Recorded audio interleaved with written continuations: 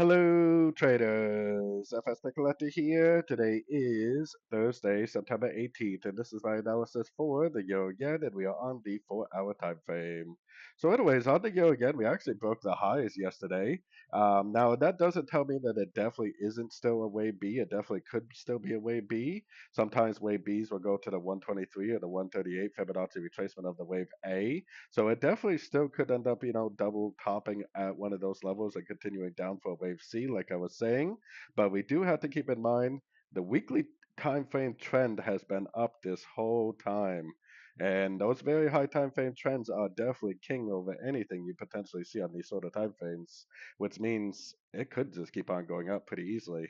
Going down to the 1 hour time frame, I mean, it looks like a 1, 2, 3. So I don't even think that this trend that started right here is even over yet. I would expect to eventually see like a wave forward, a wave five. So I definitely would still be recommending longs if it, double tops at that 4 hour Fibonacci level that I was showing and breaks structure to the downside, then yeah, we would stop looking for longs at that point.